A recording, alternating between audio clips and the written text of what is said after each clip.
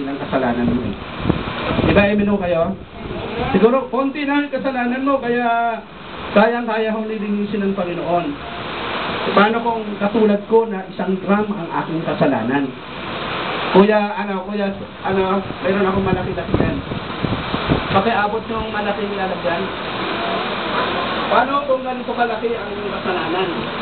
Paano kung ganito karami ang kasalanan mo? Eh, kanina kayang-kaya ng Panginoon yun kasi maliit naman eh. No?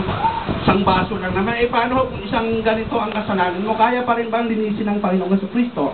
Ano sa palagay ninyo? Alam mo, sabi ng Biblia, kahit gaano karami, kahit gaano kalaki ang ating kasalanan, kaya pong linisin ng ating Panginoon Jesucristo. Tanggapin mo lang lagi siya sa iyong buhay, lagi kang hihingi po sa Kanya ng kapatawaran ng iyong lahat ng kasalanan.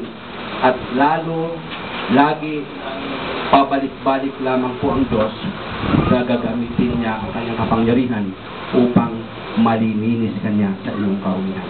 Amen po. So kung maraming ganito, kanina kasi konti lang naman. So, kayang-kaya sigurong linisin ng Panginoon at nakita natin na lininis niya. Pero paano kung ganito ka? Dali ko para hindi masira, para hindi po matapon. Balik ko po na siya para maging process.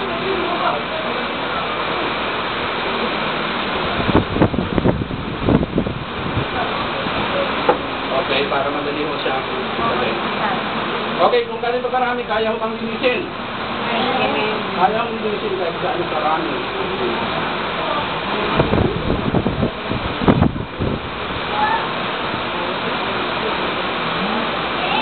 Amen? Amen.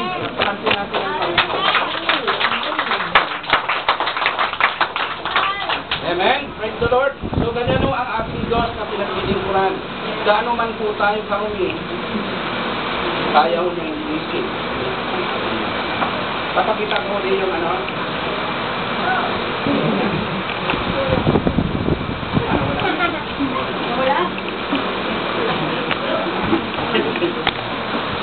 Kuya, pagkagawin.